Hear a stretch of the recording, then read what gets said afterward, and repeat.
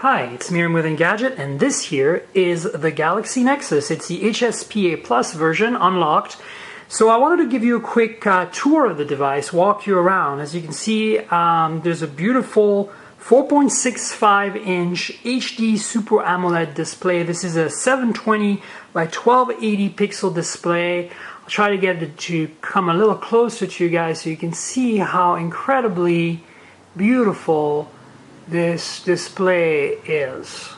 Viewing angles, of course, are really amazing. This is, after all, a Super AMOLED class display. And the blacks are really blacks, colors are popping, the brightness is about a third right now, so it gives you an idea. So that's the first thing you'll notice about the Galaxy Nexus. It is extremely beautiful display right there in the middle staring at you. The next thing you'll notice is that there's no physical buttons. Instead, you have these three software-based keys, and to show you that they go away, I'm just going to start the camera. As you can see, this is the camera, and they are gone. So they also change orientation, etc. So there's no physical keys anymore for Android. Let's turn it over and have a quick look at the back. In the back here, you'll find a 5-megapixel autofocus camera with LED flash, and a very similar battery cover to what we had on the Galaxy S2. It's got a little pattern to it, and it peels off like so, revealing a NFC-enabled battery. This is a 1750 milliamp hour battery, as you can see here, down there. And, of course, there's a SIM card here.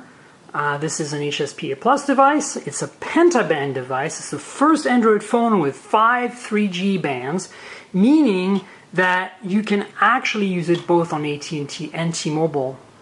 I'll put the cover back on right now, and you'll see it's a little tricky to put back on. It's not the easiest thing in the world. So you kind of have to run your fingers along like this until everything pops in place. And then you're pretty much golden. In the back as well is a speaker. You can see it here. The Samsung logo, Google logo. I'll give you a little close-up of the 5-megapixel autofocus camera so you can have a look at it. There's a little spot here to pry the battery cover off like I did. And you'll notice right there is a microphone, actually, a secondary microphone. The bottom here, you'll notice there is a micro USB charge data port, primary microphone, and a 3.5 millimeter headphone jack. On the right hand side, you have these 3 gold contacts here, presumably for some kind of dock that we don't have our hands on yet. And then there's a power lock key here. And on the other side, on the left hand side, you have the volume rocker right there. Of course, there's nothing on top. This is exactly the same layout as the Nexus S. And as you can see here, there's really nothing in the front other than the earpiece up there, and the front-facing camera here is 1.3 megapixel, and some sensors. So that gives you a quick tour of the phone hardware. I'm going to turn it back on so you can see the boot animation. That's what it looks like when it starts up. And then I'll do some quick size comparisons with other devices. You get a feel for what it looks like. Quick note, so what's powering this is a Texas Instrument OMAP 1.2 gigahertz dual-core CPU. This is a similar CPU as what we found on the Droid Razr, but it's actually not quite the same. It's got 1 gig of RAM, and so as you can see here, this is the boot animation. And here you can see the software keys appearing and the lock screen. We're about to pop onto HSPA Plus here. There's a little H appearing and notifications popping up. So I'm going to give you a tour of the software in a separate video. I wanted to quickly do some size comparisons and give you a feel for what else is in store. Another thing I didn't mention, this has 16 gigabytes of built-in storage, no micro SD card here, and because like Honeycomb Ice Cream Sandwich uses a new file system, they cannot support USB mass storage on internal storage. So you can only have USB mass storage with removable media, and this phone obviously doesn't have removable media, so you now have to use MTP or PTP to transfer media content to and from the device. So this is a big deal for those of you who rely on USB mass storage. Once again, give you a quick look at the outside before I pull some other phones out of my little box here. So, Galaxy Nexus. The first thing you'll want to know probably is how does it compare to the Nexus S? Here is the Nexus S, and as you can see, this is a very large phone, all things considered. 4.65-inch screen versus 4.0 on the Nexus S, and it's of course wide VGA, 800 by 480. Quite the difference. If the camera will focus here, hopefully you can have a look at the difference in resolution and quality of the fonts here. Hopefully this is pretty clear.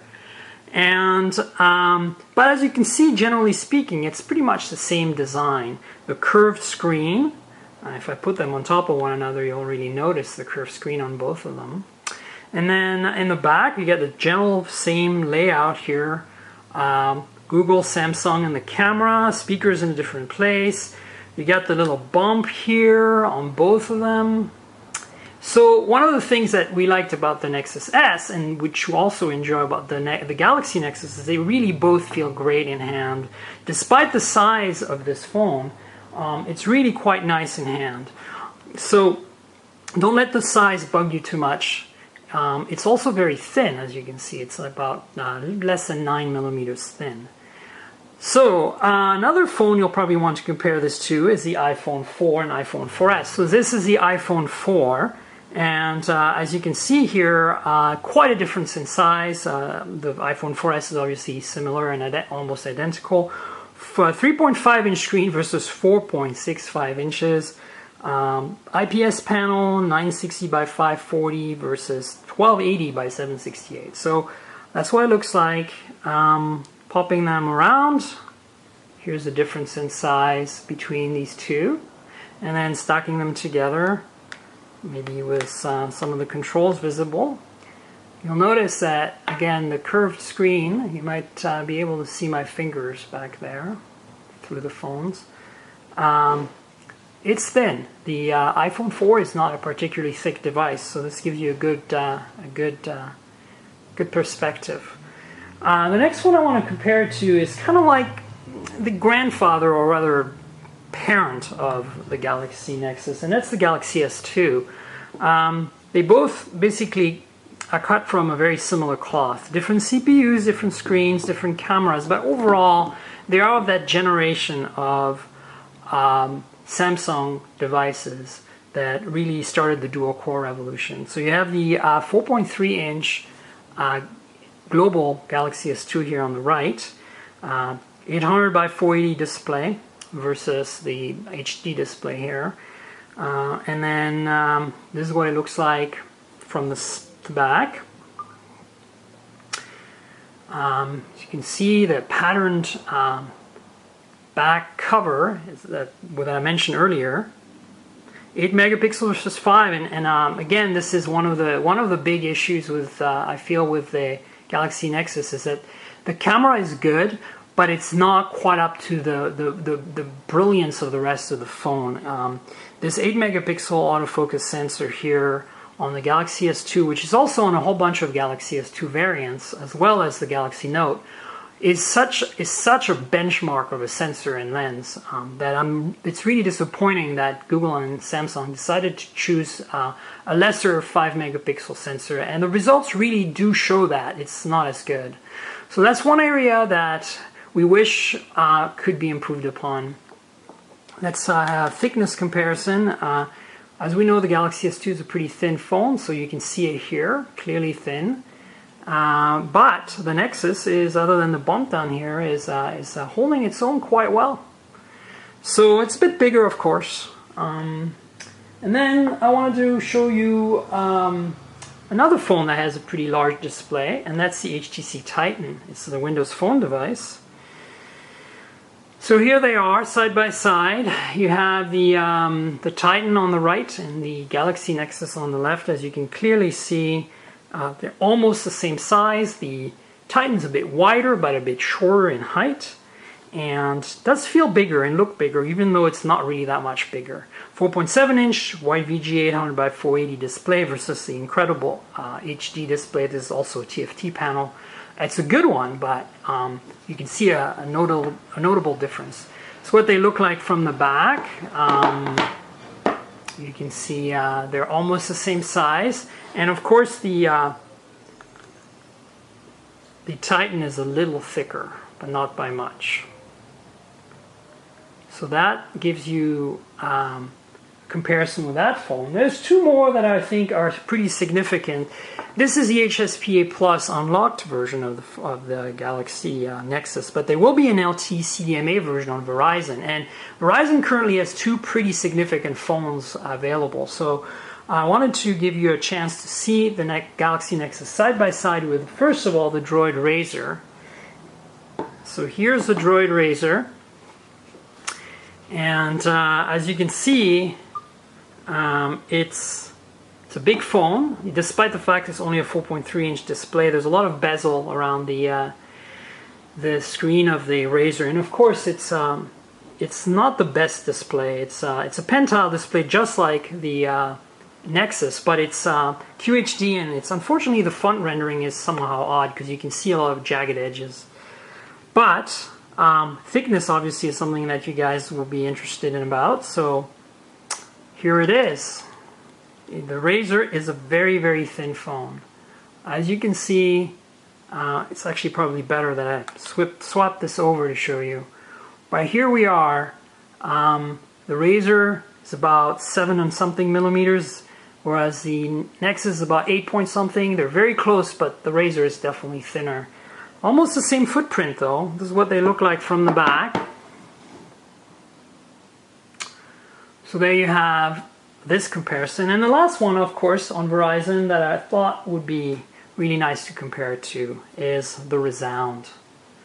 So here is the HTC Resound, and it's got a 4.3-inch HD display as well, 1280 by 720 pixels. So it's a very fair comparison. The difference obviously is AMOLED pen-tile versus RGB non-pen-tile TFT panel. So maybe getting them a little closer might give you a better idea of the difference here. They're both super sharp, but unfortunately TFT just isn't quite as exciting. Now in this light, you know, there is starting to get a little dark, and you can't really see the issues with the viewing angle and brightness as much as you do in daylight, in bright daylight. But there's definitely something to be said here about the AMOLED being the winner despite the pen-tile. So thickness-wise, of course, this is not very fair. The Resound is a pretty thick phone, despite the fact that it feels really nice in the hand. As you can see, it's a significant difference here. And of course, looking at them from the back, they look like that. You get the Beats Audio logo here on the HTC. So the Razr and the Resound are both going to get Ice Cream Sandwich sometime in the new year.